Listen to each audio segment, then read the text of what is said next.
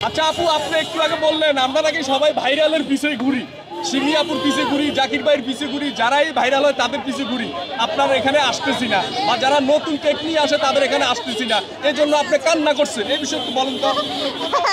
আসলে ব্যাপারটা মোটে এমন না। আমরা যদি দেখতে পাই আপনারা কিন্তু সবারই কম বেশি ভিডিও করেন, হয়তো যারা একটু ভাইরাল তাদের কাছে একটু বেশি যান, আর নতুন নতুন যারা উদ্যোক্তা আসছে তারা তাদের ভিডিও কিন্তু আপনারা করেন, আমরা তো সেই ভিডিওগুলোও দেখতে পাই। তো অযথা এরকম মন্তব্য আমরা না করি।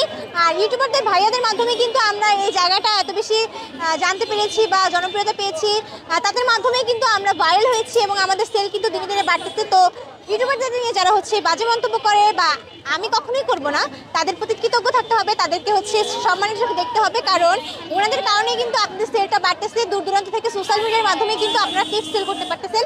তো অযথা কারো বদনাম না করে নিজের বিজনেসে। আপনি যে কান্না করছেন সেই বিষয়ে কি বলবেন?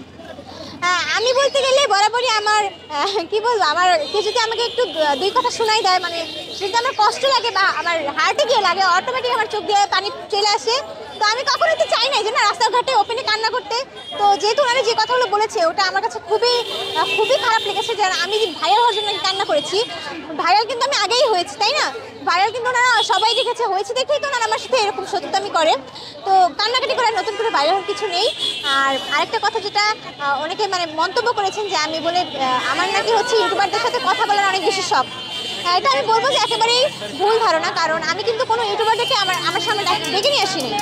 আর ওনারা যখন ভিডিও করেছিল, ওনার ওয়াইফ যখন ভিডিও করেছিল, তখন যখন ওনাদের প্রবলেম ছিল না, তো আমি যদি ভিডিও করি, ইউটিউবার ভাইরালতে আমাকে ভিডিও করে, তখন কেন ওনাদের এত প্রবলেম আমি সেটাই বুঝি না। তাও এটা যার যার ব্যক্তিগত ব্যাপার। অবশ্যই ওনাদের সেলাররা যারা আছেন এখানে, ওনাদের শত্রুতা আমি কিন্তু এখানে করছে, সাধারণ কোনো পাবলিক কিন্তু আমাদের কোনো ক্ষতি করতেছে না। এখানে একজন সেলার আরেকজনের সেলারের পিছনে লাগতেছে, যে উনি একটু উঁচুতে উঠতেছে বা ওনার থেকে ওনার কম সেল হচ্ছে, এই কারণেই ঝগড়া ঝামেলার সৃষ্টি করতেছে। তো আমি বলবো এগুলো মোটেও করবেন না, কারণ আপনার যদি রিজিকে থাকে, আপনার কেকের কোয়ালিটি যদি ভালো হয়, অবশ্যই আপনার কেক সেল হবে। আপনার পাশের দোকানদাররা আপনাকে সহ্য করতে পারতেছে না, আপনি এটাই বলতেছেন, এবং আমরা দেখতেছি আপনার চোখে কান্নার ছোঁয়া, আপনার চোখে এখনো ফানি, আমাদের ক্যামেরায় দেখা যাচ্ছে আপনি এখনো কান্না করতেছেন। আসলে আমি যখন বারবার এই কথা মনে করি, তখন আমার অটোমেটিক চোখ দিয়ে পানি চলে আসে, যে আমি কিন্তু ভাইরাল যদি হওয়ার হতো, তো আমি কিন্তু ফার্স্ট থেকে অনেক বেশি প্রিপারেশন নিয়ে আসতাম, যে আমি এখানে ভাইরাল হতে আসছি, আমি অবশ্যই আমার পেজ ওপেন করে আনতাম, আমার আরও যারা যারা মানে যা কিছু করা লাগে ভাইরালের জন্য আমি অবশ্যই তাই করতাম। কিন্তু আমি যখন এখানে এসেছিলাম, আমি মোটেও ভাবিনি যে আমি ভাইরাল হবো, কিন্তু এখনও ব্যাপারটা আমার কাছে খুব কাল্পনিক লাগে, কারণ এখানে ইতিমধ্যে কিন্তু তখন জাকির ভাইয়া সিঙ্গাপুর কেক অনেক বেশি জনপ্রিয় ছিল।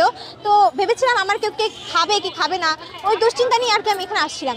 যখন এত কম সময়ের মধ্যে সবাই আমাকে এত বেশি ভালোবাসা দিয়েছে, ইউটিউবার ভাইয়াদের যে ভিডিও দেখেছে ওনারা, অনেক জায়গা থেকে কিন্তু আমার কেক খেতে আসতে। তো ওখানে কিন্তু অনেকে আবার বললে যে আমি নাকি নিজেকে সুন্দর করে উপস্থাপন করতেছি বা শাড়ি পরে এসে ঢং করতেছি, এই কারণে আমার কেক খায়। আসলে কিন্তু ব্যাপারটা মোটেও না, কারণ আমি যদি শাড়ি পরে আসি এখানে, আমি আজকে এখানে 10 দিন, তো 1 দিন 2 দিন 3 দিন কয়েকদিন মানুষ আমার রূপ দেখে এখানে আসতে বলে। আর যারা বলেন যে আমি নাকি রূপ দিয়ে বিজনেস করতেছি, এটা একেবারে ভুল ধারণা, কারণ আমরা কম বেশি প্রতিটা মানুষই সুন্দর। আপনার দৃষ্টি যেমন হবে, আপনি আরেকটা মানুষকে কিন্তু ঠিক সেরকমই দেখতে পারবেন। তো আপনার চিন্তা ভাবনা দৃষ্টিভঙ্গি বদলান, দেখবেন সমাজটা অনেকটা পরিণত হয়েছে।